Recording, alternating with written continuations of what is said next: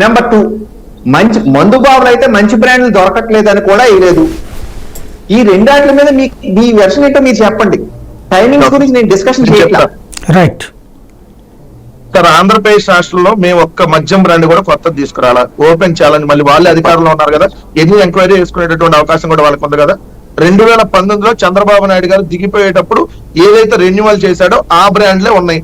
మీరు అన్నట్టు president medal గానీ, గవర్నర్ రిజర్వ్ గానీ ఇవన్నీ తెలంగాణలో దొరుకుతాయి, తమిళనాడులో దొరుకుతాయి, ఆంధ్రప్రదేశ్ లో కూడా చంద్రబాబు నాయుడు గారు వెళ్ళిపోయేటప్పుడు రెన్యువల్ చేసినటువంటి బ్రాండ్లే. ఇది పచ్చి మందు అని అంటున్నారు కదా. ఈ 5 సంవత్సరాల్లో ఈ పచ్చి మందు అని ఎవరన్నా తాగి ఇదిగోండి ఈ మందు వల్ల మేము చనిపోయాము, ఈ ఆంధ్రప్రదేశ్ మందికి పక్క రాష్ట్రాల మందికి తేడా ఉందని చెప్పి మీరు ఎవరైనా చనిపోయినటువంటి దాఖలాలంటే చూపించండి. లేదంటే మీరే 5 ఏళ్ళు అధికారంలో ఉన్నారు కదా కేంద్ర ప్రభుత్వంలో, నిజంగా ఇక్కడ నాసిరకం మద్యం అమ్మితే మీరు చూస్తా చేతులు కట్టుకుని కూర్చోరు కదా. ఎందుకు ఈ విధమైన దుష్ప్రచారం? ఆల్రెడీ అయిపోయినాయి ఎన్నికలు, ఇప్పుడైనా ఫ్యాక్ట్ మాట్లాడండి. చేయాల్సిన దుష్ప్రచారం మీరు మా మీద 5 ఏళ్ల పాటు చేశారు, సరే దాన్ని ప్రజలు నమ్మారా, నమ్మి మాకు ఈ విధంగా జరిగింది అనేది డిస్కస్ చేద్దాం. ఒక రోజుతో తెలియదు కదా 5 ఏళ్ళ దాని మీద. ఇప్పుడు కూడా వాస్తవాలు మాట్లాడమంటున్నారు. రెండో అంశం వచ్చేటప్పుడు క్లియర్ గా ఒకటైతే సాయి గారు వీళ్ళు చేసినటువంటి ఆరోపణలు మా మీద చేసినటువంటి ఆరోపణలు ఏది కూడా కరెక్ట్ కాదంటాను నేను. ఎందుకంటే వాళ్ళు ఇప్పుడు అధికారంలోకి వచ్చారు కదా, ఏదున్నప్పుడు మేము నిజంగా అవినీతికి పాల్పడ్డాం అనుకోండి, ఎక్కడన్నా సంక్షేమ పథకాల్లో ఒక్కడ కూడా రూపాయి అవినీతి లేకుండా ప్రతి ఒక్కరికి అందింది.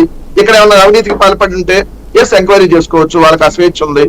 ఇంకోటి నేను స్పష్టంగా అనేది ఏంటంటే మేము ఖచ్చితంగా మంచి చేశాం, దీంట్లో నో డౌట్, దీనికి మేము కట్టుబడి ఉన్నాం.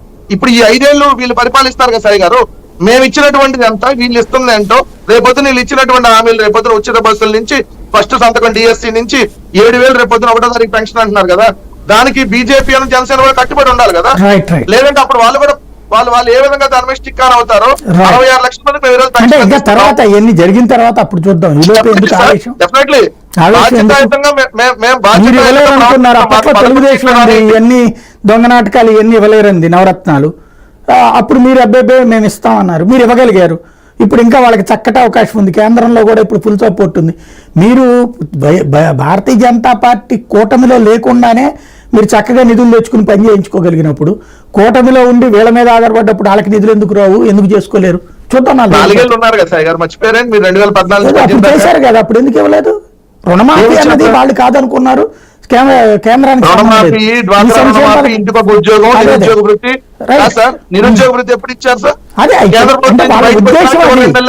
వాళ్ళ ఉద్దేశం.